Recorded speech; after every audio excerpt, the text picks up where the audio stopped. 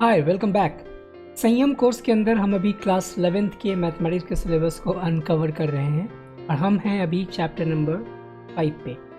Chapter number 5 में 3 lectures हमने complete कर लिए हैं और उसके अंदर हमने आर्गुमेंट की प्रॉपर्टीज़ तक के कॉन्सेप्ट को समझ लिया है। आज हमें चर्चा करनी है पोलर फॉर्म, ऑयलर फॉर्म और डी मोइवल्स थ्योरम के ऊपर। तो पोलर फॉर्म जो कि एनसीईआरटी टेक्स्ट बुक के हिसाब से रिकमेंडेड टॉपिक है तो वो तो करेंगे ही, साथ साथ ऑयलर फॉर्म और डी मोइवल्स थ्योरम, इन 2 एक्स्ट्रा टॉपिक को भी हम लोग कवर करेंगे। लेकिन उससे पहले हमें आर्गुमेंट के ऊपर कुछ प्रॉब्लम्स को करना चाहिए ताकि हमारा आर्गुमेंट का कॉन्सेप्ट और ज़्यादा क्लियर हो जाए और उन प्रॉब्लम्स के थ्रू हम समझने का प्रयास करेंगे कि आखिर में पोलर फॉर्म की आवश्यकता कब और कैसे पड़ती है। Let's see.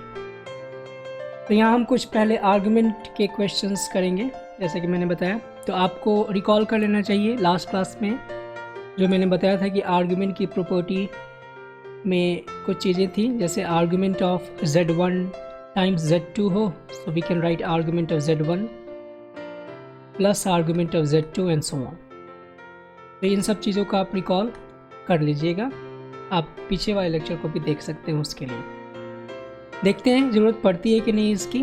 पहला क्वेश्चन है, if z is a complex number of unit modulus and argument is theta then argument of 1 plus z by 1 plus z bar. ये एक पूरा कॉम्प्लेक्स नंबर है, तो समझने का प्रयास करते हैं। हमारे पास w एक कॉम्प्लेक्स नंबर गिवन है 1 plus z divided by 1 plus z bar. जहाँ भी अगर z बार होना तो कोशिश कीजिए ये पहले पकड़ने का क्वेश्चन में कि क्या mod z is equal to 1 दे रखा है, ताकि उससे हमारा काम आसान हो सके। तो यहाँ देखिए, इस क्वेश्चन को ध्यान से पढ़िए। कॉम्प्लेक्स नंबर z है जो कि ऐसा है इसका मॉडुलस यूनिट है, मतलब ये कि इट वाज ऑलरेडी गिवन कि mod z is equal to 1 और साथ ही साथ ये दे रखा है कि आर्गुमेंट ऑफ z थीटा है। तो हमें क्या निकालना है इस क्वेश्चन में? आर्गुमेंट ऑफ w, ये हमें फाइंड आउट करना है। तो चूंकि mod z is equal to 1 है, so we can write from here, क्या लिख सकते हैं? Mod z square is z z bar, ये पता है हमें, और मॉड z की वैल्यू 1 है, so we can write z z bar is equal to 1। इसका मतलब कि ये जो हमने w लिखा है, इस w में z बार की जगह हम क्या रिप्लेस कर सकते हैं? 1 बाई z। ऐसा करके देखते हैं, ये हो जाएगा 1 प्लस z न्यूमरेटर में एज इट इज़, और यहाँ मिल जाएगा 1 बाई z। एंड फिर आगे इसको आप जैसे ही सिंप्लीफाई कीजिएगा, ये हो जाएगा z times 1 plus z and divided by 1 plus z। इससे 1 प्लस z से 1 प्लस z पूरा कैंसिल हो जाएगा और z मिल जाएगा w, यानी कि w खुद z ही है, भले वो उसका स्वरूप पहले कुछ और दिख रहा था। सो इट मीन्स कि argument of w must be equal to argument of z, और आर्गुमेंट ऑफ z हमारे पास पहले से थीटा है, तो इसका आंसर क्या हो जाएगा? थीटा, दैट मीन्स सेकेंड वाला। ऑलराइट, तो यहाँ पे आपने देखा कि हमने केवल कॉन्जुगेट की प्रॉपर्टी को अप्लाई किया, आर्गुमेंट की जो प्रॉपर्टी थी अप्लाई हमने नहीं किया। लेकिन कब जरूरत पड़ेगी हमें नहीं पता, तो इसके लिए हमें तैयार रहना चाहिए। Let's go to the next question, देखते हैं क्या है वो। इस क्वेश्चन में पूछा गया find principal argument of this complex number. Principal argument, अगर प्रिंसिपल कहा जाए तो बहुत अच्छी बात है, अगर ना भी कहा जाए तो हमें क्या समझना है कि प्रिंसिपल आर्गुमेंट ही फाइंड करना है। तो यहाँ पर z गिवन है 1 plus i root 3 the whole square, और what we have to find? We have to find argument of z। तो क्या करेंगे? सबसे पहले किसी भी कॉम्प्लेक्स नंबर का अगर आर्गुमेंट फाइंड करना हो तो हमें उसका real part and imaginary part पता होना चाहिए, तभी तो हम वो tan बीटा वाला कॉन्सेप्ट अप्लाई करके फिर आर्गुमेंट फाइंड करेंगे। अब ये tan बीटा वाला कॉन्सेप्ट आपको ट्रिक जो बताया है आप पिछले वाले लेक्चर में देख सकते हैं। तो यहाँ पहले क्या करना चाहिए हमें? z इज इक्वल टू, इसको एक्सपैंड कीजिए तो हो जाएगा 1 plus 2 root 3 iota and plus i root 3 the whole square, a plus b the whole square के फॉर्मूले से हम इसको एक्सपैंड कर रहे हैं। ये हो जाएगा 1 minus root 3, not 1 minus root 3, 1 minus 3, ये आएगा रियल पार्ट। -3 कैसे लिख रहा हूँ, आयोटा स्क्वायर की वैल्यू -1 और रूट 3 का स्क्वायर 3, तो 1 माइनस 3 रियल पार्ट हो गया और 2 रूट 3 इमेजिनरी पार्ट हो गया। तो 1 minus 3 just -2 plus 2 root 3 iota. ये हमारा कॉम्प्लेक्स नंबर आ गया अपने स्टैंडर्ड फॉर्म में।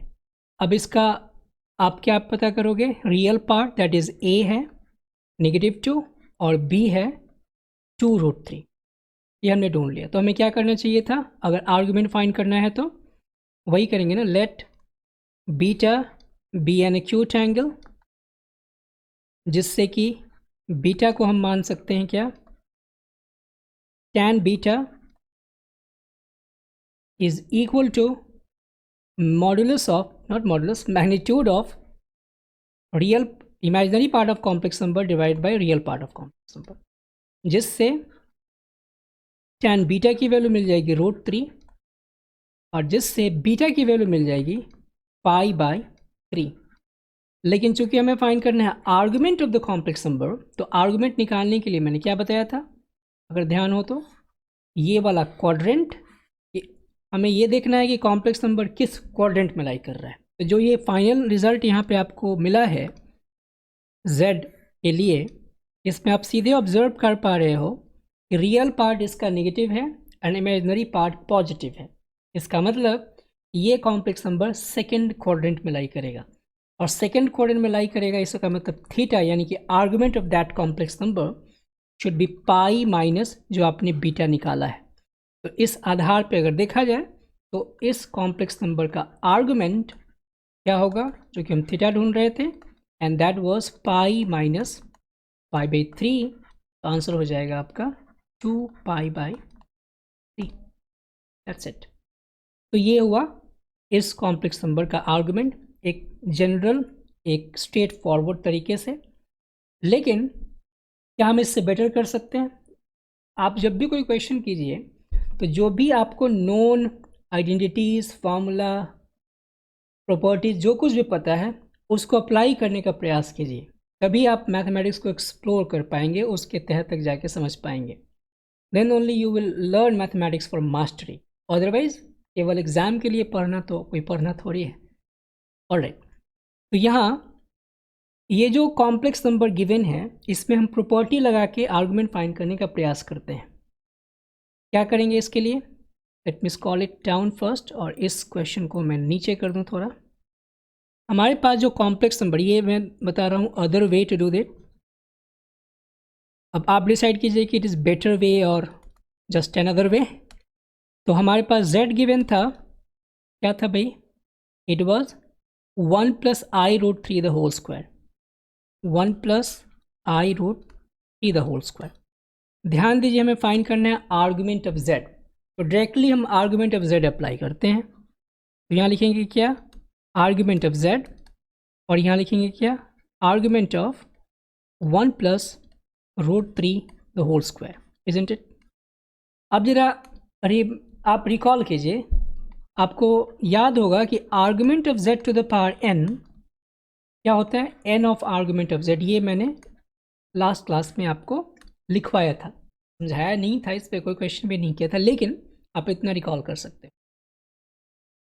तो अब आप यहाँ से क्या देख रहे हो, ये जो कॉम्प्लेक्स नंबर आपको लेफ्ट हैंड साइड में दिख रहा है, i√3, by the way me fix it, मैं क्या कहना चाहता हूँ, इट इज़ 1 + i√3। तो इस कॉम्प्लेक्स नंबर को, तो अगर थोड़ी देरी के लिए आपको ये कोई सिंबल दोगे, मान लीजिए z1, तो ये क्या है, z1 का स्क्वायर। तो यहाँ n की वैल्यू 2 है, तो ये 2 बाहर उतर के आ जाएगा, तो हो गया 2 टाइम्स आर्गुमेंट ऑफ 1 + i√3। इसका मतलब यदि हमें इस कॉम्प्लेक्स नंबर z1 का आर्गुमेंट पता चल जाए तो हम उसको 2 से मल्टीप्लाई कर देंगे and we will get the argument of z what we were looking for. तो हमें क्या करना है, बेसिकली आर्गुमेंट ऑफ z1 को फाइंड आउट करना है। आर्गुमेंट ऑफ z1 यानी कि z1 हमारे पास है 1 + i√3। तो क्या करेंगे, फिर से आप क्या निकालिएगा, tan बीटा। और tan बीटा कैसे निकालेंगे, √3/1, क्योंकि ये कॉम्प्लेक्स नंबर खुद पहले से ही फर्स्ट क्वाड्रेंट में है, इसलिए हमें कोई झंझट नहीं है थीटा और बीटा के लिए। जो बीटा आएगा वही थीटा हो जाएगा, मतलब इस कॉम्प्लेक्स नंबर का आर्गुमेंट हो जाएगा। तो ये क्या हो गया आपके पास, इससे मिल जाएगा बीटा इज इक्वल टू π/3, यानी कि आर्गुमेंट ऑफ z1 मिल गया π/3। यहाँ आप सब्स्टिट्यूट कीजिएगा, so what you get is argument of z is 2 times π/3 and that was 2π/3। अब यहाँ ध्यान दीजिए कि इस क्वेश्चन को एक्सप्लेन करने के लिए मैंने अलग अलग ऐसे तोड़ के समझाया।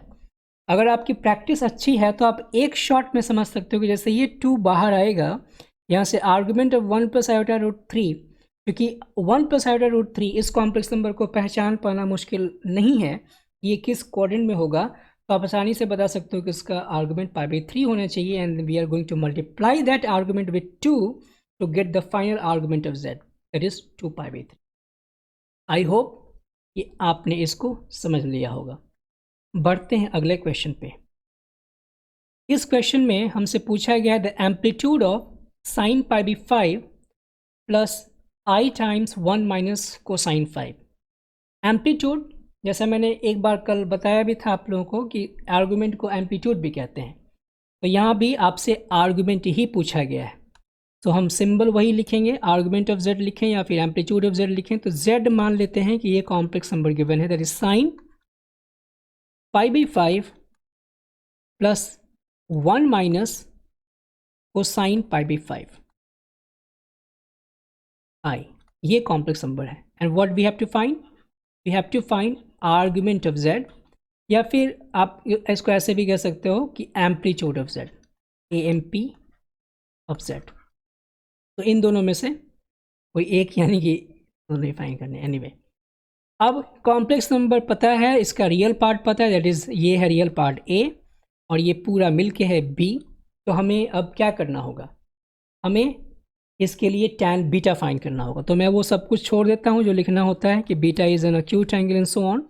तो tan बीटा आप क्या लिखिएगा, 1 minus cosine π/5 divided by sine π/5,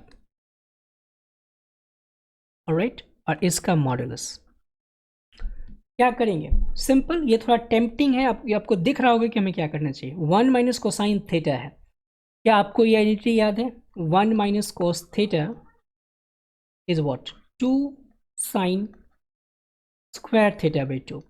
and नीचे अगर साइन π/5 है तो वहाँ यूज करेंगे sine theta is what, 2 sign theta by 2 cosine theta by 2।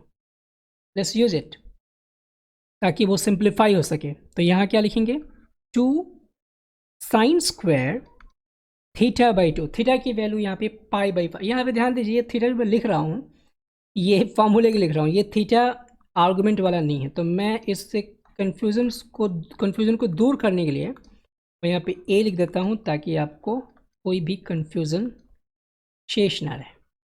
Okay, तो 1 minus cosine A is 2 sine square A/2।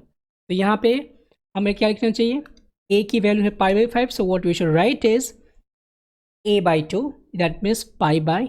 तो यहाँ मैंने लिख दिया π/10, और डिनोमिनेटर में क्या हो जाएगा, 2 साइन π/10 टाइम्स कोसाइन π/10। यहाँ से आप देखिए क्या होने वाला है, यू विल गेट 2 से 2 कैंसल्ड और एक साइन से एक साइन भी कैंसिल। तो हमें क्या मिलेगा, tan π/10। ध्यान रहे कि अभी भी मॉडुलस के अंदर हैं सभी चीज़ें। आप तय कीजिए, π/10 जो एंगल आएगा वो फर्स्ट क्वाड्रेंट में लाई करेगा। इसका मतलब कि ये पूरी क्वांटिटी जो दिख रही है इस मॉड साइन के अंदर, ये अभी पॉजिटिव ही है। तो मॉड जब ओपन कीजिएगा, so you don't have to make it extra positive, ये पहले से पॉजिटिव है। इसका मतलब आप बिना किसी भी उलझन के इस मॉड को आप ओपन कर सकते हो। सो what you get now is tan beta is equal to tan π/10। और इससे आप ये पा रहे हैं कि बीटा इज इक्वल टू π/10, लेकिन बीटा की वैल्यू जब π/10 मिली तो अब आपको ये भी तो तय करना है कि ये कॉम्प्लेक्स नंबर इनफैक्ट कहाँ लाई करेगा। कैसे पता लगाएंगे? आप सोचिए, ये जो 1 माइनस कोसाइन π/5 है, इसको अगर आप इवैल्यूएट कीजिएगा तो ये पॉजिटिव क्वांटिटी मिलेगा या negative quantity? It should be A positive quantity. कैसे पता चल रहा है मुझे? क्योंकि आफ्टर ऑल ये होने वाला है 2 sin स्क्वायर a/2, और एंगल चाहे कुछ भी हो, आप उसका जब स्क्वायर कीजिएगा so what you get is positive quantity. दूसरा तरीका सोचने का, कोसाइन का जो मैक्सिमम वैल्यू होता है या साइन का भी, वो 1 होता है। तो π/5 कोई भी एंगल है, इनफैक्ट कोसाइन के अंदर कोई भी एंगल हो, कोसाइन की मैक्सिमम वैल्यू 1 होगी, और आप उसको 1 से सब्ट्रैक्ट कर रहे हो तो ये वैल्यू पॉजिटिव होना चाहिए। और साइन π/5, क्योंकि π/5 सीधे पता चल रहा है कि ये फर्स्ट क्वाड्रेंट का एंगल है, तो साइन π/5 भी क्या होना चाहिए? पॉजिटिव। तो ये दोनों भाई साहब पॉजिटिव हैं, और ये दोनों पॉजिटिव यानी कि कॉम्प्लेक्स नंबर खुद फर्स्ट क्वाड्रेंट में है। इसका मतलब कि जो हमने बीटा निकाला है वही थीटा है। That means the argument of z is theta, वो खुद से बीटा ही है यानी कि π/10, और ये आपका उत्तर आ चुका है। ऐसा क्यों किया जा रहा है? Because we know that z इज इन फर्स्ट क्वाड्रेंट।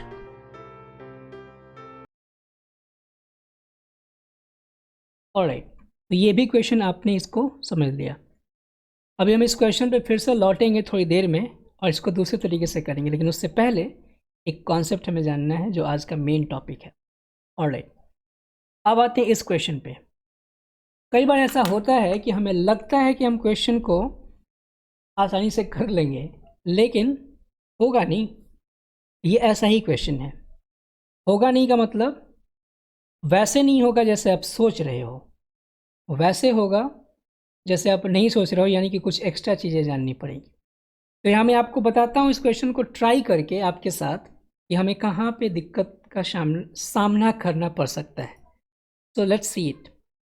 सबसे पहले यहाँ दे रखा है क्या कि mod z is equal to 1। अब आप सोचोगे कि mod z is equal to 1 है तो क्यों ना हम mod z square is equal to 1 कर दें, and then z bar is equal to 1 कर दें, एंड देन z बार को यहाँ पे को सब्स्टिट्यूट कर देंगे। बट यू सी, विजुअलाइज कीजिए, अगर z बार को मैं 1/z यहाँ रिप्लेस भी कर दूँ, so what we get is कि यहाँ z³ + 1 बन जाएगा, तो और कॉम्प्लिकेटेड हो जाएगा।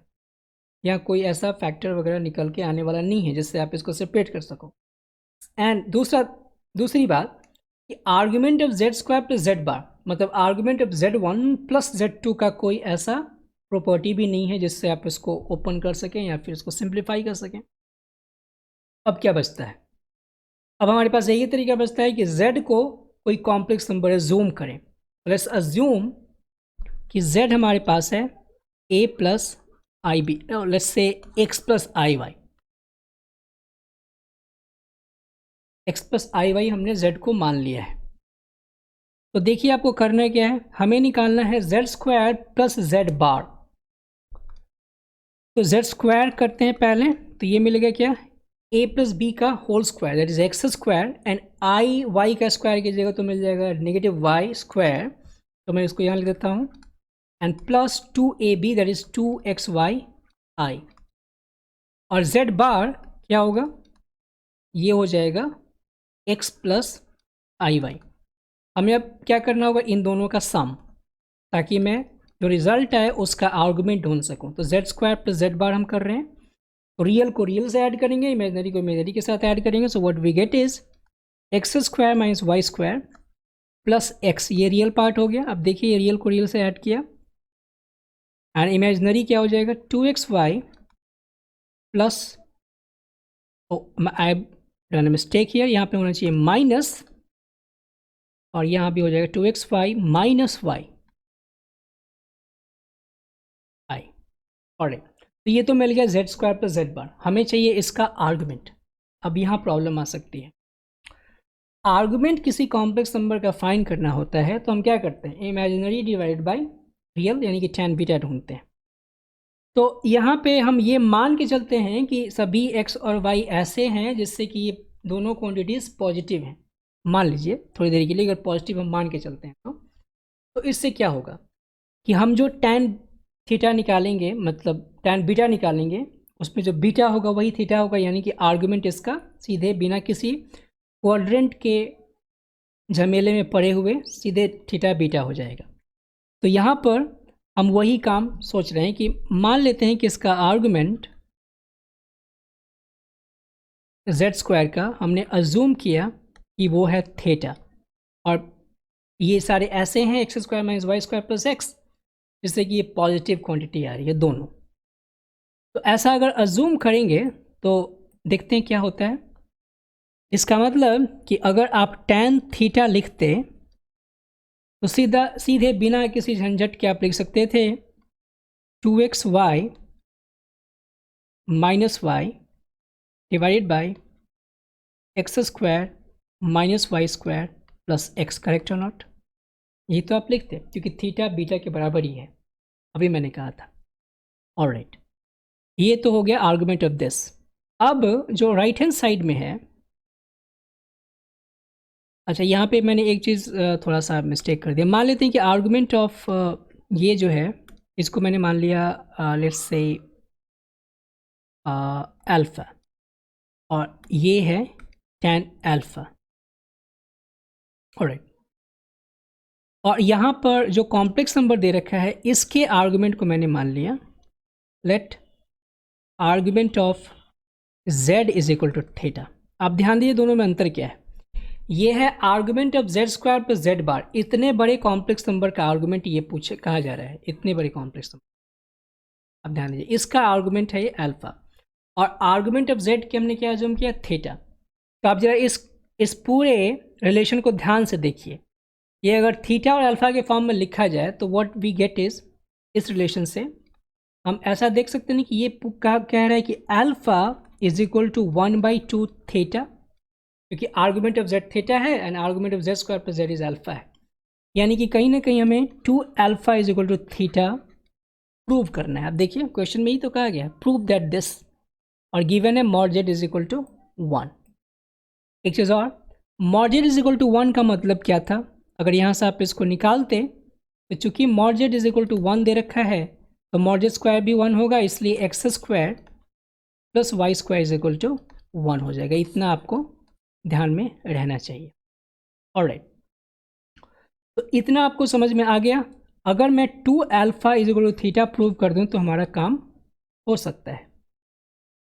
तो we have to prove this. देखिए कितना कॉम्प्लिकेट होते जा रहा है ये। तो अब हम करेंगे कैसे, हमें पता है कि tan अल्फा ये है, तो हमें प्रूव करना है 2 अल्फा = थीटा। तो हम क्यों ना ऐसा साबित कर दें कि tan 2 अल्फा = tan थीटा। आप देखिए मैं क्या कह रहा हूँ, अगर मैं tan 2 अल्फा को tan थीटा के बराबर प्रूव कर दूं तो इससे भी तो साबित हो जाएगी 2 अल्फा = थीटा। तो इसके लिए आप क्या कीजिएगा, सीधे आप वो आइडेंटिटी इस्तेमाल कीजिएगा। हमें पता है कि tan 2 अल्फा को लिख सकते हैं क्या, 2 tan alpha divided by 1 minus, ये मैं tan 2 अल्फा ले के चल रहा हूँ और मुझे पता है कि कुछ मैनिपुलेशन करने के बाद लास्ट में tan थीटा आना चाहिए। यानी कि हमें tan थीटा के लिए क्या चाहिए, अगर मैं आर्गुमेंट ऑफ z थीटा मानता हूँ, यानी कि tan थीटा यहाँ से क्या लिखना चाहिए था आपको, y/x। ये समझ में आ रहा होगा, क्योंकि z है x + iy, तो आर्गुमेंट ऑफ z मैंने थीटा माना है और x और y मैं दोनों को पॉजिटिव मान के चल रहा हूँ, इसलिए tan थीटा की वैल्यू क्या आनी चाहिए थी, y/x। तो अब कॉम्प्लिकेटेड क्यों होने जा रहा है, यहाँ देखिए होगा क्या कि जब आप 2 tan अल्फा 1 - tan² अल्फा ये फार्मूला लगाओगे, आपको पता है tan 2 alpha double angle formula, और tan अल्फा की वैल्यू इतनी दे रखी है। तो अब आप इसको जब सब्स्टिट्यूट कीजिएगा तो व्हाट यू गेट इज इतना सा बड़ा relation 2xy - y divided by x² - y² + x and whole divided by 1 - 2xy - y divided by x² - y² + x का होल स्क्वायर। और साथ में ये चीज़ गिवन है आपको कि x square plus y square is equal to 1। तो अगर आप इसको कहीं ना कहीं इसमें फंसा दो और उसके बाद इस पूरे रेशियो को हम फाइनली क्या ला दें, y बाई एक्स, तो हमारा काम हो जाएगा। लेकिन आप जरा सोचिए, it is not so easy, क्योंकि यहाँ पे x square plus y square नहीं आया है कहीं भी एक्सप्रेशन में। क्या मिला है, x square minus y square, correct. और यहीं पे हम फंस जाएंगे।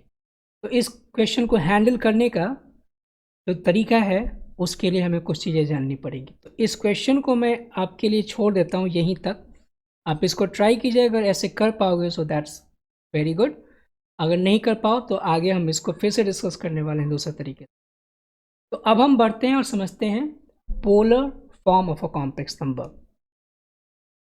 एक कार्टेशियन प्लेन में पॉइंट कहीं भी हो, उसको हम थीटा और आर से डिनोट कर सकते हैं, मतलब पोलर फॉर्म डिनोट कर सकते हैं। थीटा क्या है भाई, पहले आर क्या है, आर वो डिस्टेंस है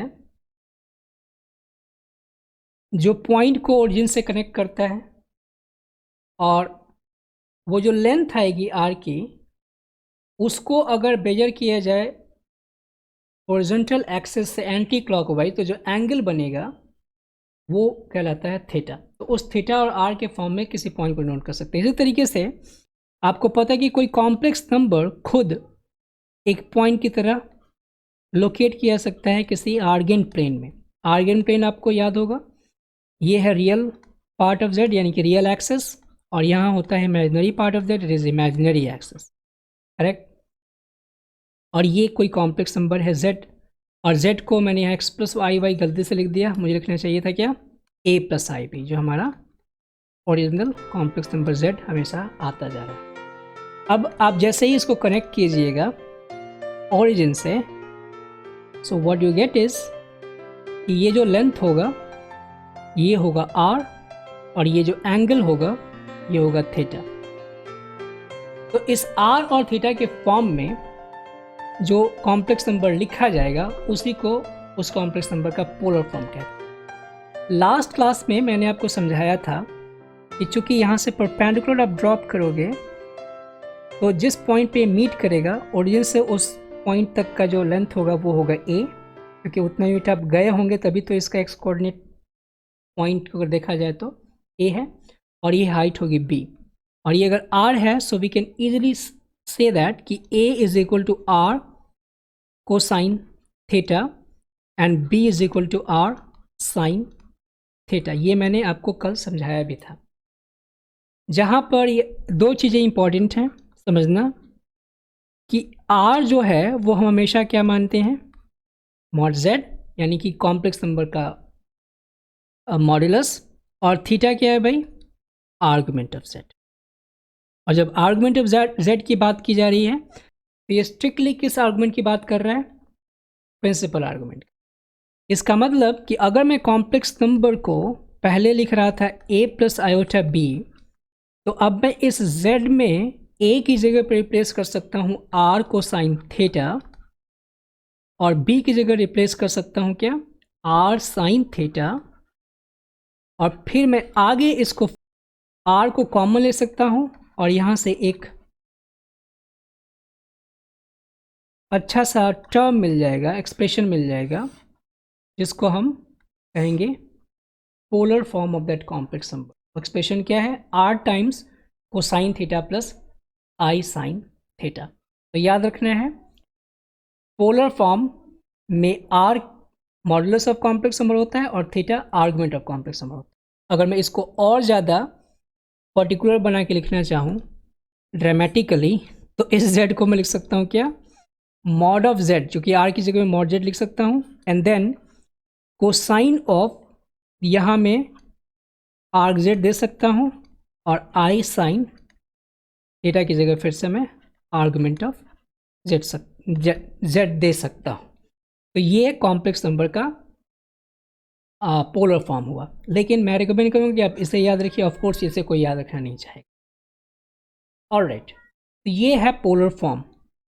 अब पोलर फॉर्म को देखा जाए तो आपने बिल्कुल समझ ही लिया है, क्यों, क्योंकि इनमें दोनों चीज़ें आपको पता है कैसे फाइंड करेंगे। मतलब पोलर फॉर्म डिपेंड करता है modulus of complex number and argument of complex number, और दोनों चीज़ें आपको पता है कि कैसे निकालते हैं। सपोज कीजिए एग्जाम्पल के तौर पे मैं आपको एक क्वेश्चन देता हूँ कि ये कोई कॉम्प्लेक्स नंबर है, z is equal to, let me change the colour, I don't know, मेरी आदत है कि मैं बार बार कलर चेंज करता रहता हूँ, प्लीज़ डोंट माइंड इट। तो z हमारे पास क्या है, लेट्स से √3+1, और इसका हमें निकालना है पोलर फॉर्म। तो क्या करेंगे, बारी बारी से दोनों चीज़ें फाइंड करेंगे पोलर फॉर्म के लिए। The first thing is r, और r को निकालने का क्या तरीका है, इज मॉड z, और मॉड z इसका कितना आ जाएगा, √3² is 3 and 1 square is 1, so that is 4, यानी कि ये मिल गया 2।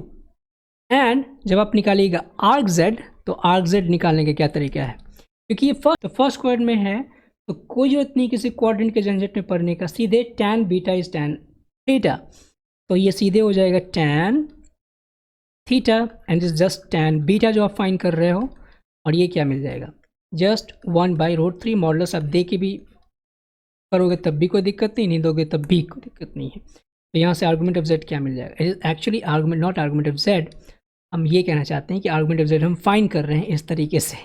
सो थीटा है आर्गुमेंट ऑफ z, तो tan theta is tan beta is 1/√3, जिससे थीटा की वैल्यू मिल जाएगी π/6।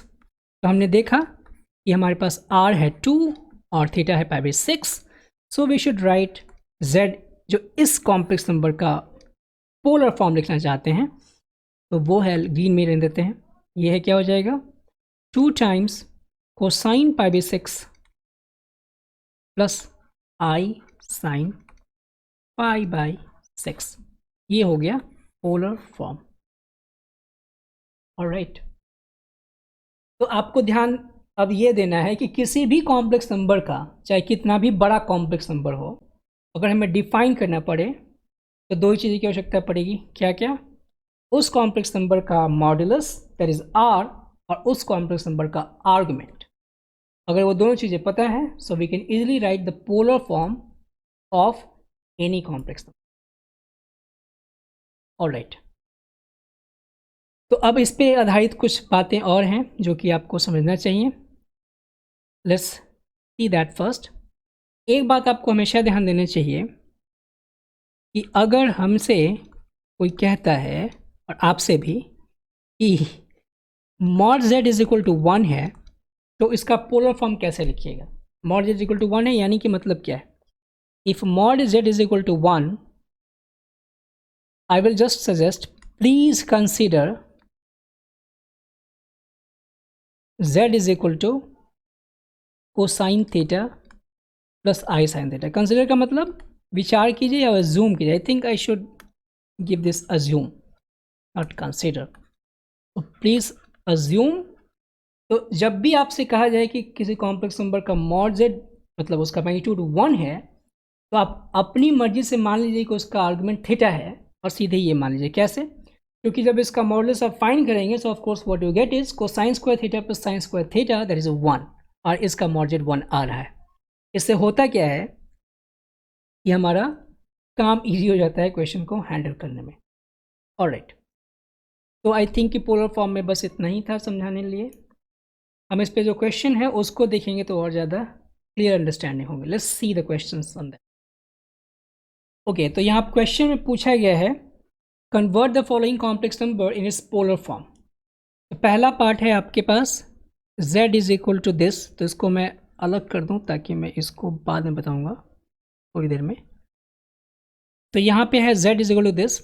आप सोचिए, अभी मैंने क्या कहा कि कॉम्प्लेक्स नंबर के पोलर फॉर्म को पता करने के लिए हमें क्या क्या चीज़ें चाहिए, modulus of complex number and दूसरा argument of complex number. So first of all I am going to find mod of z। सो मॉड ऑफ z को हम दूसरी भाषा में कहते हैं r, और मॉड z का मतलब है इस पूरे कॉम्प्लेक्स नंबर का मॉड। करेक्ट और not? It is correct. i sine π/3, और इसका मॉड हम ढूंढ रहे हैं। अब जरा याद कीजिए, दो कॉम्प्लेक्स नंबर्स के रेशियो का मॉड, प्रॉपर्टी में आपने देखा है ना, z1/z2 का मॉड हो या फिर mod z1 by mod z2 हो, it is same, they are actually same. तो यहाँ हम उसी प्रॉपर्टी को आधार मान के इसको बांट सकते हैं। मतलब हम क्या करने वाले हैं, -1 प्लस आई का मॉड अलग फाइंड करेंगे। -1 प्लस आई कैसे लिख दिया, रियल पार्ट को मैं पहले देखना चाहता हूँ और इमेजिनरी पार्ट को बाद में। तो ये मैंने लिख दिया -1 प्लस आई, और यहाँ भी modulus of cosine pi by 3 plus iota sine pi by 3। Correct, yes. तो यहाँ क्या होना चाहिए, अब इसका मॉडुलस फाइंड कीजिएगा। So what you get is √2, और इस बेचारे का तो मॉडुलस 1 ही होगा क्योंकि cos theta plus i sine theta है। वही मैंने बताया कि कोई भी कॉम्प्लेक्स नंबर इसमें थीटा की वैल्यू दोनों सेम है, cos theta plus i sine theta, उसका मॉडल क्या होगा 1। तो व्हाट वी गेट इज, इस कॉम्प्लेक्स नंबर का मॉडुलस मिला √2। आर्गुमेंट कैसे ढूंढेंगे, तो क्या हम फिर से प्रॉपर्टी अप्लाई कर लें क्या? Of course we can, let's see it. यहाँ हम इस कॉम्प्लेक्स नंबर का आर्ग्यूमेंट फाइंड कर रहे हैं, तो उसके लिए मैं दूसरा कोई कलर चेंज कर सकता हूँ कि नहीं, check, try red. Okay, so argument of z मुझे ढूंढना है, मुझे लगता है बेटर वाइट ही रहेगा। तो मैं लिख सकता हूँ क्या, argument of I -1 and argument of cosine pi by 3 plus i sine pi by 3 के रेशियो का ऐसा कुछ। समझ में आ रहा है? ऑफ कोर्स आ रहा होगा। तो ये मैंने लिखा यहाँ पे आर्गुमेंट, मैं यहाँ लिखता हूँ। ओके, अब जरा कल्पना कीजिए, विचार कीजिए, कल्पना क्या करना है कि argument of Z1 by Z2 अगर आपसे कोई पूछता है तो आप तपाक से उत्तर देते हो अगर आप थोड़े से संयमित और जो झाड़ू मेहनती स्टूडेंट हो। तो क्या जवाब देते हो, argument of Z1 minus argument of Z2। तो यहाँ से आप क्या लिख सकते हो, that is argument of I -1 and minus argument of ये वाला complex number cosine pi by 3 plus i sine pi by 3। Correct और नॉट?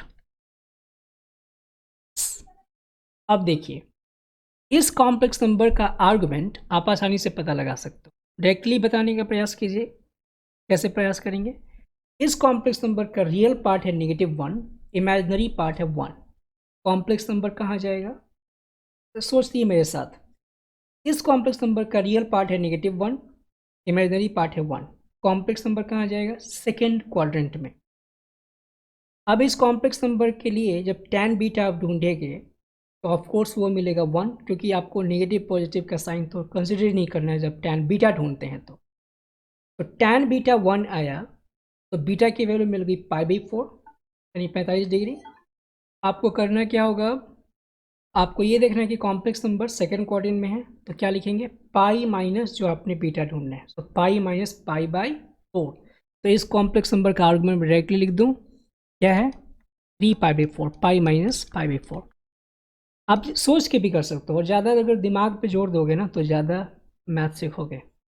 ऑलराइट, या फिर रफ वर्क करके कर सकते हो। अब यहाँ विचार करते हैं, कोसाइन π/3 प्लस आई साइन π/3, ये कॉम्प्लेक्स नंबर बेचारा पहले से ही पोलर फॉर्म में है, जिसका मॉडुलस 1 है एंड आर्गुमेंट π/3 है, तभी तो ये पोलर फॉर्म में आया है ना आर्गुमेंट। तो इसका आर्गुमेंट सीधे आप देख के पहचान सकते हो ना, ये क्या है π/3, और आप सीधे अब इसका क्या निकाल लेंगे, आर्गुमेंट निकाल लेंगे। तो एलसीएम निकालेंगे तो हो जाएगा 12, और ये हो जाएगा 9π माइनस 4π, दैट इज 5π/12। ये आ गया इसका आर्गुमेंट। यहाँ ध्यान दीजिए कि लास्ट क्लास में मैंने एक क्वेश्चन बताया था जिसमें न्यूमरेटर में था 1 माइनस आई, यहाँ है i -1। तो इन दोनों में डिफरेंस है, आप ध्यान दीजिएगा। वहाँ कोसाइन π/3 और साइन π/3 की वैल्यूज़ पहले से लिखी हुई थी, यहाँ पे पोलर फॉर्म में दे रखे। तो जब दोनों चीज़ें मिल चुकी हैं, आर्गुमेंट एंड मॉडुलस, तो अब इसका पोलर फॉर्म लिखने से आपको कोई भी नहीं रोक सकता, दुनिया की कोई ताकत नहीं रोक सकती। क्या लिखेगा आप, z जो कि पोलर फॉर्म में लिखना चाहते हैं, तो वो क्या होगा, that is √2 cosine 5π/12 plus I sin 5π/12. That's it. This is your polar form of that complex number. All right. अब आते हैं अपने दूसरे क्वेश्चन पे. आप चाहें तो इस क्वेश्चन को पूरा सिंप्लीफाई करके इसका रियल पार्ट और इमेजिनरी पार्ट ढूंढ सकते हैं और उसके बाद उसका आर्गुमेंट और मॉडुलस निकाल के पोलर फॉर्म में लिख सकते हैं. इसके ऊपर जो भी टेक्निक है, मैंने आर्गुमेंट वाला ही टेक्निक इसका क्या है डिफ़िकल्ट हो सकता है, क्योंकि सिंप्लीफाई होकर बहुत ही वो जो कॉम्प्लेक्स नंबर आएगा उसका मॉडुलस निकालना ईजी है. आर्गुमेंट निकालने का जो टेक्निक है वो मैंने लास्ट क्लास में बता दिया है, तो आप उस वीडियो में देखिएगा तो आपको आइडिया मिल जाएगा कि इस क्वेश्चन को भी कैसे हैंडल. तो इसको मैं दूसरे मेथड से कैसे करेंगे सिंप्लीफाई करके वो नहीं बताता हूँ. लेकिन आप ध्यान दीजिए, इस कॉम्प्लेक्स नंबर में हम थोड़े से लकी थे जिसमें हमने आर्गुमेंट की प्रॉपर्टी को लगा के इसका आर्गुमेंट डायरेक्टली फाइंड कर लिया बिना इस कॉम्प्लेक्स नंबर को इसके स्टैंडर्ड फॉर्म में लिखे हुए. लेकिन हर बार हम इतने लकी नहीं होंगे. आप ज़रा विचार कीजिए कि अगर मैं इस कॉम्प्लेक्स नंबर का आर्गुमेंट ढूंढने चलूँ उस तरीके से तो मैं फंस जाऊँगा. मैं प्रयास करके दिखाता हूँ. अभी भी इसका पोलर फॉर्म निकालना है. तो पोलर फॉर्म निकालने के लिए हमें क्या चाहिए, दो चीज़ें चाहिए. Modulus of z. तो मॉडुलस ऑफ z सबसे शॉर्टेस्ट तरीके से निकाल सकते हो आप. लेकिन मॉडुलस ऑफ z ओके कैसे निकालेंगे, आप निकालिए क्या 1 + 7i डिवाइडेड बाई 2 - i का होल स्क्वायर का मॉड. अब आपको पता है कि हम इसको सेपरेट कर सकते हैं. सो 1 + 7i का मॉड और 2 - i के स्क्वायर का मॉड. लेकिन फिर से आपको पता है, क्या पता है भाई, कि z to the power n का मॉड हो या फिर मॉड z का पावर n हो. दैट मीन्स कि आप स्क्वायर करके पहले स्क्वायर करके फिर मॉड निकालिए या फिर पहले मॉड निकाल के फिर स्क्वायर कीजिए, डजंट मैटर. तो हम क्या करेंगे, पहले मॉड ही निकाल के स्क्वायर कर देंगे. मेरे कहने का मतलब ऊपर तो आ जाएगा कितना, √50. डिनोमिनेटर में मैं कहना चाहता हूँ कि पहले मैं 2 - i निकालूंगा और फिर जो आएगा उसका स्क्वायर करूँगा. Correct, actually like this. तो क्या हो जाएगा, ये तो हो जाएगा √50 एंड डिवाइड बाई √5 का स्क्वायर दैट इज़ 5. और ये √50 को लिख सकते हैं हम क्या, 5√2 एंड दैट इज़ √2. तो इस कॉम्प्लेक्स नंबर का मॉडुलस मिल गया √2. आर्गुमेंट जरा प्रॉपर्टी के आधार पे निकालने का प्रयास कीजिए तो क्या मिलेगा. अगर मैं आर्गुमेंट निकालने चलूँगा तो what we have to do now, हमें करना पड़ेगा argument of 1 + 7i divided by 2 - i का होल स्क्वायर. इसको मैं आर्गुमेंट वाली प्रॉपर्टी से इसको ब्रेक कर सकता हूँ. कैसे, argument of 1 + 7i minus argument of 2 - i का स्क्वायर. फिर अब जब इसको ब्रेक कीजिएगा so what you get is 1 + 7i and minus 2 times argument of, break नहीं प्रॉपर्टी अप्लाई कीजिएगा तो 2 को यहाँ बाहर लाके, क्योंकि पता है कि argument of z to the power n, मैं ये कहना चाहता हूँ, is equal to n times argument of z. तो अगर आप इसको अप्लाई करते यहाँ पे तो ये मिलता. अब जरा देखिए यहाँ पे आप फंस जाइएगा, क्योंकि इसको फिर फर्दर हैंडल करने का कोई चारा, कोई तरीका हमें नहीं दिख रहा. तो क्या करेंगे, तो अब इस तरीके से आप हैंडल नहीं कर सकते. हालांकि इसको फिर फर्दर मैं हिंट दे सकता हूँ कि आप कैसे कीजिएगा. हालांकि हम उस लफड़े में नहीं पढ़ने वाले, मैं केवल आपको हिंट दूंगा. कैसे, मान लेते कि इसका आर्गुमेंट है θ1 और इसका आर्गुमेंट है θ2. इसका मतलब कि इसका आर्गुमेंट हम मान के चल रहे हैं कि थीटा है. It is actually θ1 - 2 θ2 is equal to θ. तो अगर मैं किसी तरीके से इनको रिलेट करने के लिए tan अप्लाई कर दूं तो हो सकता है कि कुछ हमारा काम बन जाए. कैसे करेंगे, let's try to think over it.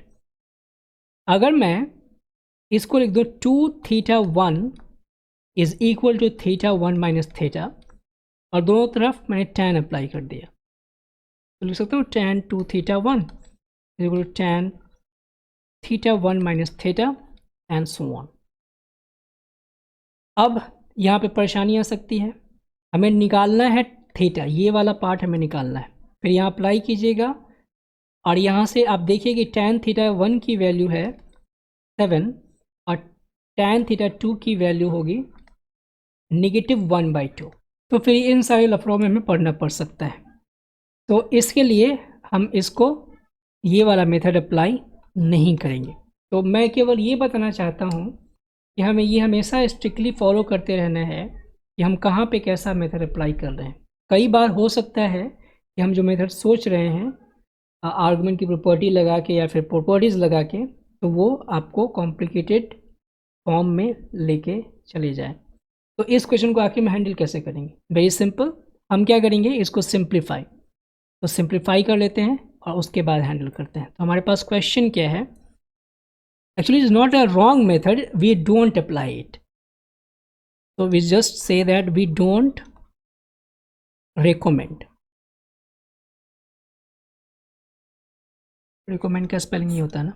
anyway, हमारे पास z है क्या,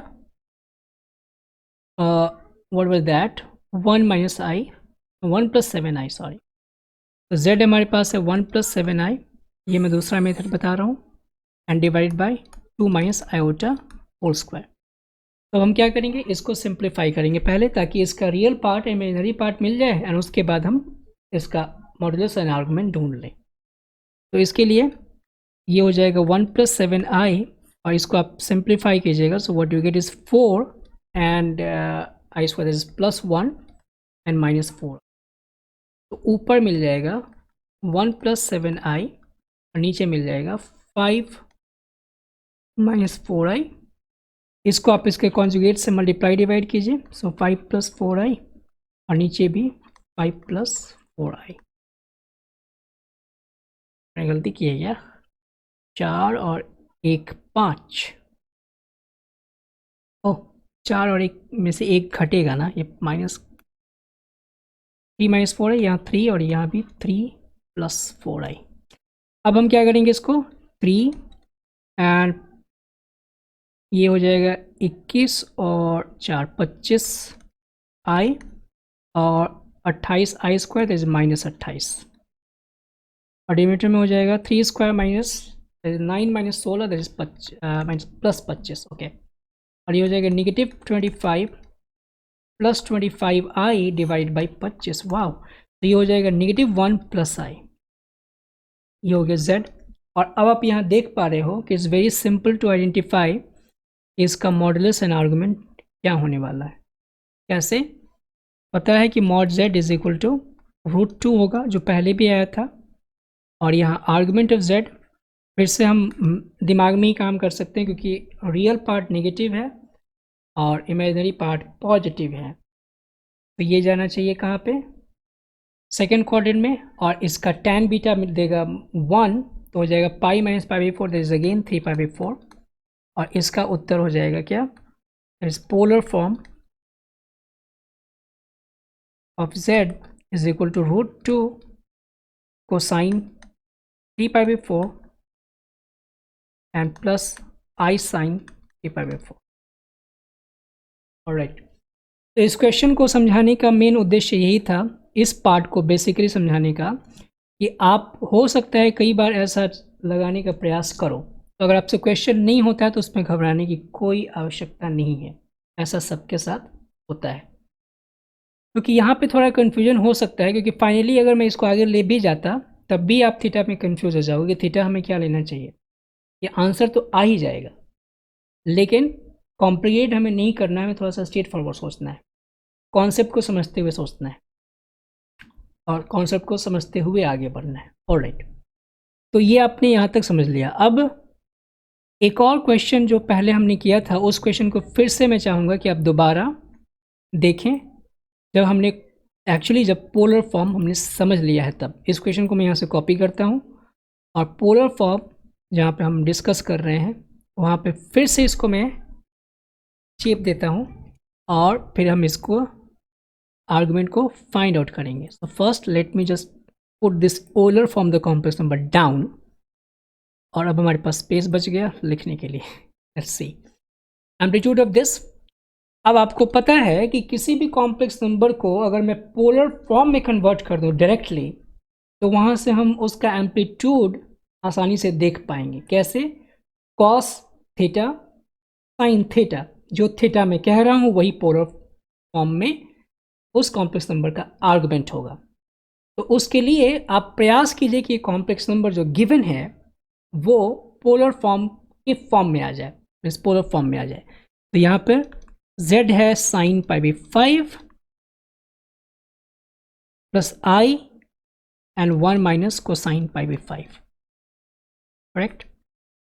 पोलर फॉर्म हमेशा आप ध्यान में रखिए कि हमें चाहिए कोसाइन थीटा रियल पार्ट और साइन थीटा इमेजिनरी पार्ट, और बीच में आई, बाकी आगे पीछे कुछ भी हो डजंट मैटर। ये एक्सप्रेशन अगर दिख गया हमारा काम बन गया, क्योंकि यहाँ पे जो भाई साहब होने वाले हैं, जो कुछ भी आएगा यहाँ पे वो तो मॉडुलस काउंट होगा, और बाकी अंदर जो कुछ भी बच रहा है उसमें से हम आर्गुमेंट एक्सट्रैक्ट कर सकते हैं। तो इसी बात को ध्यान में रखते हुए हम प्रयास करेंगे इसको आगे करने का। यहाँ पाई बाई 2 नहीं है, यहाँ पाई बाई 5 है, और यहाँ भी पाई बाई 5 है। ओके, क्या किया जाएगा? साइन पाई बाई 5 को लिखिए 2 sine pi by 10 times cosine pi by 10, correct.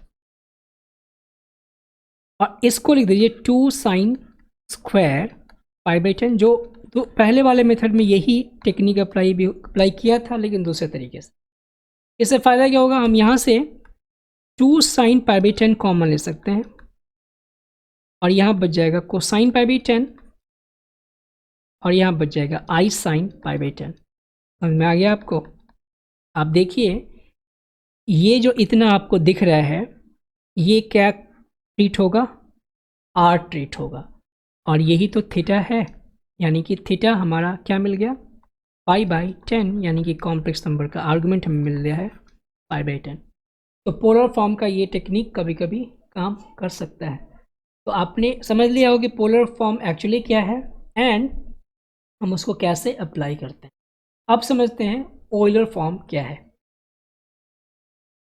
किसी भी कॉम्प्लेक्स नंबर को जब आप पोलर फॉर्म में लिखते हो तो उसको आप उतनी ही जल्दी से, जैसे ही लिखते हो पोलर फॉर्म, जस्ट इमीडिएटली आप उसका पोलर फॉर्म लिख सकते हो। पता नहीं मैंने इसको नीचे क्यों ले आया, क्योंकि हमें तो इतना ही गैप चाहिए तो समझने के लिए।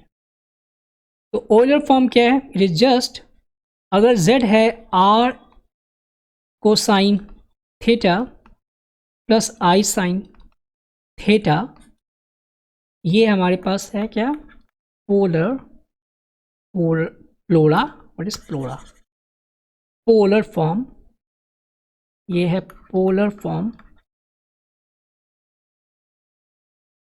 तो अगर मैं इसी z को ऐसे लिखूं r is equal to e the power i theta, इसे कहा जाएगा ऑयलर फॉर्म।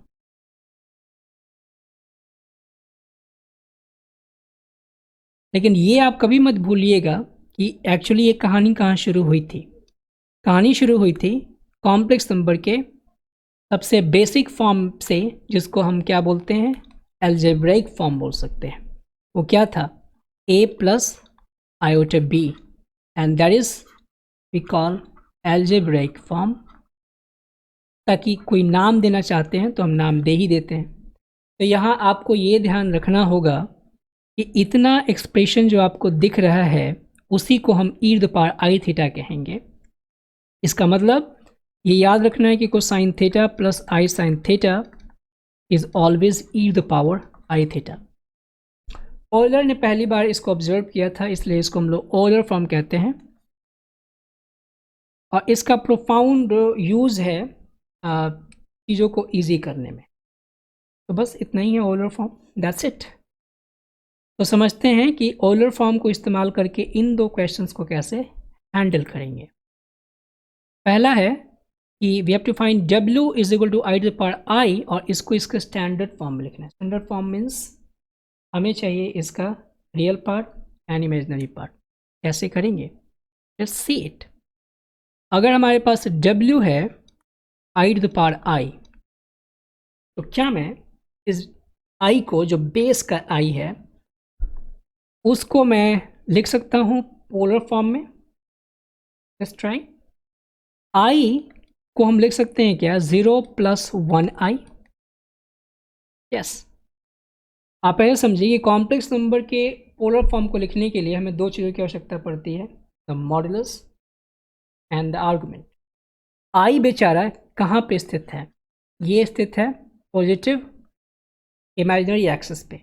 इसका मैग्नीट्यूड कितना है? 1। तो आर्गुमेंट कितना है इसका? 5/2। तो we should simply write 1 times cosine 5/2 plus i sine 5/2, correct. और ये मिल गया आई। लेकिन अब फिर से विचार कीजिए कि मैं इसको क्या लिख सकता हूँ पोलर फॉर्म में। ये कौन सा फॉर्म है? Polar form. लेकिन जब जैसे ही आप इसको ओइलर फॉर्म में लिखिएगा तो आप क्या पाइएगा कि आई को मैं लिख सकता हूँ e⁻ आई 5/2। अब ध्यान दो कि ओइलर फॉर्म कैसे काम कर रहा है। फिर से मैं उसमें आपको ले चलता हूँ यहाँ पे। अब देखिए, cosine theta plus i sine theta, तो आई यहाँ रहेगा और ई के साथ थीटा यानी कि आर्गुमेंट अटैच हो जाएगा, ठीक है। अगर मॉडुलस हो आर तो वहाँ आर आपको बाहर देना है। केवल इतने एक्सप्रेशन पे ध्यान देना जो क्रूशियल है। ऑलराइट, तो यहाँ e⁻i/2 लिखा, ये आई है। और इस ऊपर वाले पावर वाले आई को मैं ऐसे ही छोड़ दूंगा। तो अब हम इस w को कैसे लिख सकते हैं? फिर से e⁻i/2 to the power i। लेकिन अभी मैंने कहा कि जो भी प्रॉपर्टीज एक्सपोनेंट वगैरह की होंगी, या फिर नहीं कहा, एनीवे, तो प्रॉपर्टी एक्सपोनेंट की जो भी होगी यहाँ पे वैसे ही अप्लाई होगी जैसी जनरली आप अप्लाई करते हो। इतना ये प्रोफाउंड एक्चुअली फॉर्म है। तो इसके लिए हम कैसे अप्लाई करेंगे? आई के साथ इस आई को मल्टीप्लाई कर सकते हैं, तो ये हो जाएगा i² 5/2, जिससे i² की वैल्यू आपको निकल के मिलती है कितनी? -1। सो हो जाएगा e⁻⁻2। अब बेचारा इसमें आई तो चला गया, इसका मतलब ये सीधा बच गया 1/e⁻⁵2, और ये केवल एक रियल नंबर बन के आया। तो आपने ये समझा कि ओलर फॉर्म की वजह से ही हमने इस चीज़ को हैंडल करने में सुविधा प्राप्त की या फिर हैंडल कर पाए हैं। अदरवाइज़ आप इसको हैंडल करने के लिए फिर लॉग वगैरह का अप्लाई करते, जो कि अभी हमने डिस्कस नहीं किया या फिर समझा नहीं। आपने दूसरी जगह समझा है तो एनीवे, अगर एनसीईआरटी के सिलेबस को फॉलो कर रहे हैं तो सिलेबस में ये नहीं है क्योंकि लॉग नहीं है। तो अगर लॉग नहीं है तब भी हम इसको ऑयलर फॉर्म से कर सकते। ओके, तो इसका अगर स्टैंडर्ड फॉर्म देखा जाए तो स्टैंडर्ड फॉर्म यही है, ये रियल पार्ट है और इमेजिनरी पार्ट 0 है, दैट्स इट। ओके, ये तो हो गया आपका i⁻i ऑयलर फॉर्म की मदद से समझना। इवेलुएट e⁻i⁻1, इस क्वेश्चन को हैंडल करते हैं। e⁻i⁻ का मतलब क्या है? पोलर फॉर्म को डायरेक्टली आप पोलर फॉर्म में कन्वर्ट कर सकते हो ना। तो e⁻i⁻ क्या हो जाएगा? Cosine pi plus i sine pi. और ये बेचारा 1 वैसे ही है, इसको मैंने वैसे ही छोड़ दिया। अब आप क्या कीजिएगा? इवेलुएट कोसाइन पाई की वैल्यू -1 और साइन पाई की वैल्यू 0, तो इसलिए पूरा टोटल क्या हो गया? ये 0। एक्चुअली इस रिलेशन को मैथमेटिक्स के जितने भी ब्यूटीफुल एलिमेंट्स हैं उनमें इसको रखा गया है। मतलब बहुत ही इसको ब्यूटीफुल माना जाता है क्योंकि इसमें ब्यूटी है ही। आप सोच के देखिए कि 1 नेचुरल नंबर का यूनिट है, मतलब वहाँ से हम नेचुरल नंबर को काउंट करना स्टार्ट करते हैं। 0 एक अलग चीज़ है जो डेसिमल को एक्चुअली आगे बढ़ाने में, डेसिमल सिस्टम को आगे बढ़ाने में काम करता है। और एक्चुअली रोमन नंबर्स से बचने के लिए, रोमन में आप नंबर लिखते हो 10 के बाद तो कॉम्प्लिकेट हो जाता है। तो 0 एक्चुअली अरबिक न्यूमरल्स या फिर 0 हमारा भारत का ही देन है, लेकिन 0 ने ये सुविधा प्रदान की कि हम 10 के बाद के नंबर्स को आसानी से लिख सकते हैं, सो ऑन। तो 0 भी एक तरीके से खास इंपॉर्टेंट चीज़ है। और ज़ीरो के होने की वजह से ही फिर हमने फिर नेगेटिव नंबर्स के कॉन्सेप्ट को कॉन्जेक्चर किया एंड देन उसको फिर आगे डेवलप किया। अगर ज़ीरो नहीं होता तो हम खाली पॉजिटिव नंबर पे ही कंसंट्रेट रहते हैं। पाई कहीं ना कहीं ज्योमेट्री से रिलेटेड है। पाई एक्चुअली क्या है? ये रेशियो है किसी भी सर्कल के सरकमफ्रेंस और उसके डायमीटर का, करेक्ट। और आयोटा एक अलग दुनिया का कॉम्प्लेक्स नंबर, अलग दुनिया का एंटिटी है, कॉम्प्लेक्स नंबर का एंटिटी है। क्यों? ये यूनिट इमेजिनरी नंबर को रिप्रेजेंट करता है। तो एक्चुअली देखा जाए तो ये सभी जो नंबर्स यहाँ पे इन्वॉल्व आपको दिख रहे हैं, ई आई पाई 1 0, वो अपने आप में खास हैं।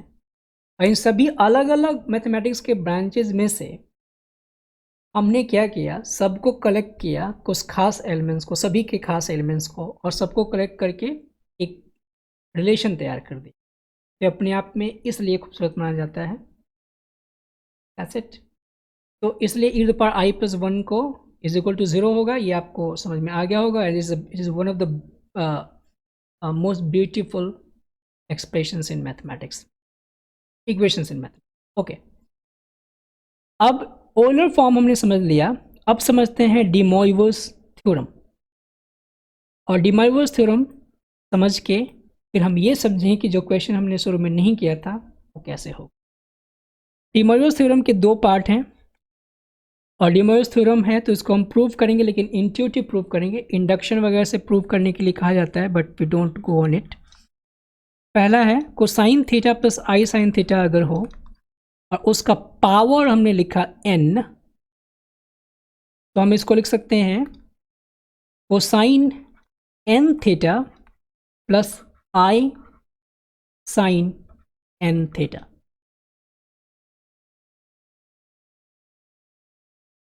ऑलराइट, आपने देखा ये कैसे हो रहा है। n को आप इस थीटा के साथ अटैच कर दीजिए। दूसरा है कि अगर ढेर सारे कॉम्प्लेक्स नंबर हैं थीटा 1 से लेके आगे, like let's say cosine theta 1 plus i sine theta 1 पहला complex number, then cosine theta 2 plus i sine theta 2 dot dot dot and cosine theta n plus i sine theta n।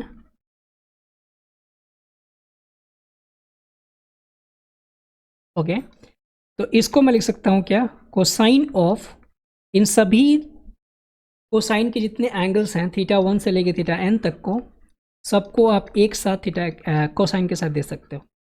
And plus i sign, फिर से वही चीज़, theta 1 plus theta 2 dot dot dot theta n। Okay, तो ये actually समझना difficult नहीं है। इसको जनरली हम लोग एक्चुअली फर्स्ट वाले को प्रिंसिपल ऑफ मैथमेटिकल इंडक्शन से सॉल्व करने का मतलब प्रयास करते हैं, लेकिन यहाँ पे मैं उस प्रूफ को नहीं करूँगा, ऑफ कोर्स डिफ़िकल्ट होगा और लेंदी भी। तो हम लोग केवल यहाँ पे करेंगे इंट्यूटिव प्रूफ, और उसके लिए हम यूज़ करेंगे ऑयलर फॉर्म को। आप ध्यान से देखिए, यहीं पे मैं कर रहा हूँ। Cosine theta plus i sine theta को लिख सकता हूँ मैं क्या, ई द पावर आई थीटा, और इसके ऊपर पावर n है तो मैंने लिख दिया n। अब जरा सोच के देखिए कि अगर आप पावर यहाँ पे n देते हो तो इसको आप लिख सकते हो ना, e the power i n theta. तो आपने अभी तो पढ़ा है कि जो एंगल होगा यहाँ पे वो कोसाइन के साथ चला जाएगा, तो एंगल क्या बन गया, n थीटा। यानी कि ऑफ कोर्स ये बन जाएगा cosine n theta plus i sign n theta. ये कलर कहाँ था पहले? ओके, ऑलराइट, तो ये हमने इसको देख लिया कि कैसे हो रहा है। That's the actually random informal proof, let us see. अब यहाँ पे अगर आप इस चीज़ को ऑब्जर्व करोगे तो वही काम होगा। कैसे? ये है e the power i theta 1, correct. ये भाई साहब है e the power i theta 2, और ये भाई साहब है e the power i theta 3। Not 3, it is n। Alright, और ये डॉट डॉट डॉट हो गया मल्टीप्लाई, ये 2 नंबर की बात हो रही है यहाँ से, और ये 1 नंबर को हमने प्रूव किया था। अब इनको मल्टीप्लाई करोगे आप तो क्या पाओगे, आप यही तो पाओगे ना, e to the power i theta 1 plus theta 2 dot dot dot theta n, correct. और जैसे ही हमने ये एंगल पाया आई के साथ, इसको उठा के हम कॉस के साथ और साइन के साथ रख देंगे, तो हमारा ये प्रूफ मिल गया। ये D Moivre's theorem, that's it. तो डी मोइवर ने एक्चुअली क्या किया होगा, अगर ऑयलर ने पहले किया था ये काम, डी मोइवर ने केवल उसको फिर आगे बढ़ा के ऐसे ट्रिग्नोमेट्री के फॉर्म में। ऑलराइट, अब मैं जिस क्वेश्चन की बात कर रहा था उस क्वेश्चन को कर लेते हैं, क्योंकि अब हम डी मोइवर्स थ्योरम जानते हैं। ओके, तो ये वो क्वेश्चन है, और इसको हम लोग करेंगे फिर से अब polar form, de Moivre's theorem, इन सबको यूज़ करके, क्योंकि डी मोइवर्स थ्योरम कहाँ अप्लाई होगा, पोलर फॉर्म में ही। तो mod z is equal to 1 है, आपको अभी ध्यान होगा कि जब मैंने कहा था कि अगर mod z is equal to 1 हो तो पोलर फॉर्म क्या अज्यूम करना चाहिए कॉम्प्लेक्स नंबर का, let z is equal to cosine theta plus i sine theta, correct. ये मैंने कहा था ना, तो हमने कर लिया। अब मॉड z तो इसका 1 है, तो इस इंफॉर्मेशन को हमने यहीं पे यूज़ कर लिया, तभी तो हमने z को लिखा है। तो इस इंफॉर्मेशन को यूज़ अब आगे करेंगे कि नहीं, लेट अस सी। अब हमें क्या करना होगा, z स्क्वायर। तो जैसे ही आप z स्क्वायर कीजिएगा, ये हो जाएगा cosine theta plus i sine theta का होल स्क्वायर, और डी मोइवर्स थ्योरम से ये 2 इस थीटा के साथ चला जाएगा, क्या हो जाएगा, cosine 2 theta plus i sign 2 theta. अगर डी मोइवर्स थ्योरम नहीं भी जानते हो तो आप ओलर फॉर्म में पहले कन्वर्ट कर दो, फिर स्क्वायर करो, और फिर आप इसको ऐसे लिख सकते हो, राइट। और जेड बार क्या है भाई, कोसाइन थीटा माइनस आई साइन थीटा, है ना। हमें क्या करना है, इन दोनों का सम फाइंड करना है, z square plus z bar. क्या करेंगे, ये मिल गया cosine 2 theta plus cosine theta, और यहाँ मिल गया i common, that is sine 2 theta minus sine theta, correct. अब आती है बारी इसके आर्गुमेंट को ढूंढने की। लेकिन मैंने अभी बताया था कि अगर कॉम्प्लेक्स नंबर दे रखा हो थीटा वगैरह में पोलर फॉर्म में, आई मीन थीटा के फॉर्म में, तो पोलर फॉर्म में आप कन्वर्ट करने का प्रयास कीजिएगा। पोलर फॉर्म पता चल गया तो सीधे हम उसका आर्गुमेंट निकाल सकते हैं। तो इसके लिए हमें क्या करना चाहिए, cos c plus cos t, एनडीटी आपको याद है कि नहीं, अगर नहीं याद है तो कोई बात नहीं, cos c plus cos d होता है क्या, 2 cosine c plus d by 2 into cosine c minus d by 2, हो जाएगा 2 cosine 2 theta plus theta by 2 into cosine 2 theta minus theta by 2, plus i, और sine c minus sine d क्या होगा, it's 2 cosine c plus d by 2 and sine c minus d by sine 2 theta minus theta by 2, alright. तो यहाँ से आप देखिए, ये जो 2 कोसाइन 2 थीटा बाई 2 है, ये वाला पार्ट, ये दोनों में कॉमन है, सिंप्लीफाई करके कॉमन ले लेते हैं, तो हो जाएगा 2 कोसाइन 3 थीटा बाई 2 कॉमन आ गया, और यहाँ बच गया cosine theta by 2 plus i sine theta by 2, correct और नॉट, ऑलराइट। और आपने इसको प्रूव कर दिया, क्योंकि ये जो भाई साहब हैं ये किसकी तरह ट्रीट किए जाएंगे, ये आर की तरह ट्रीट किए जाएंगे। इनफैक्ट ये क्या है, 2 कोसाइन थीटा बाई 2 आर है, क्योंकि एक एंगल हो, मतलब एक नंबर होगा, तो ये r cosine theta by 2 plus i sine theta by 2 है। तो अगर आपसे कोई अब पूछे कि इस कॉम्प्लेक्स नंबर का आर्गुमेंट क्या है, तो आप सीधे क्या जवाब दोगे, बोलो Z square plus z bar क्या होना चाहिए, थीटा बाई 2। और थीटा क्या था, थीटा हमने माना था कॉम्प्लेक्स नंबर z का आर्गुमेंट। आप देखिए आर्गुमेंट ऑफ z क्या था, थीटा था, तो हमने ये साबित कर दिया ना कि this is half of argument of z and that's the proof. Got it? तो आपने ये देखा कि इस क्वेश्चन को हैंडल करने के लिए पोलर फॉर्म ज़्यादा कारगर होगा, ना कि अलजेब्रिक फॉर्म। ऑलराइट, तो आई होप कि आपने सभी चीज़ें समझ ली होंगी। अगले लेक्चर में हम कॉम्प्लेक्स नंबर को और डेप्थ में जानेंगे, उसके ज्योमेट्रिकल कॉन्सेप्ट को समझेंगे कि कैसे कॉम्प्लेक्स नंबर को अगर रोटेट किया जाए किसी एंगल से तो जो फाइनल कॉम्प्लेक्स नंबर होगा कहाँ होगा, और भी कुछ बातें और कुछ क्वेश्चंस आपके एनसीईआरटी एग्जाम प्लस से और कुछ क्वेश्चंस एनसीईआरटी टेक्स्ट बुक से जो छूट गए हैं। तो इन सब बातों की चर्चा हम लोग करेंगे नेक्स्ट क्लास में, that is lecture number 5E में। लेक्चर नंबर 5F डेडिकेटेड रहेगा कॉम्प्लेक्स रूट वाले क्वाड्रेटिक इक्वेशन के ऊपर, और फाइनली लेक्चर नंबर 5G जो होगा वो होगा square root of complex number पे। तो इस तरीके से कॉम्प्लेक्स नंबर का एक ऐसा लेसन प्लान मैंने तैयार किया था जिससे कि आपको थोड़ा बहुत आइडिया मिल सके आप जेईई मेंस वगैरह की तैयारी कैसे करेंगे और उसमें कैसे कैसे क्वेश्चन पूछे जा सकते हैं। तो इतने लेवल की तैयारी अगर कर लोगे इन 7-8 लेसन्स में तो आप जेईई लेवल का क्वेश्चन हैंडल कर सकते हो। ऑफ कोर्स प्रैक्टिस के ऊपर डिपेंड करेगा आप कितना प्रैक्टिस करेंगे। एनीवे, इन सारे वीडियोस का कोर्सेज का कोई ऐसा मेन उद्देश्य नहीं है कि मैं किसी एग्ज़ाम को क्रैक करने के लिए आपको पढ़ा रहा हूँ। मैं चाहता हूँ कि आपको मैथ सीखने का एक मोटिवेशन मिले, आप मैथ अच्छी तरीके से सीखें, एंड आई सिंपली अर्ज just learn for mastery. That's it.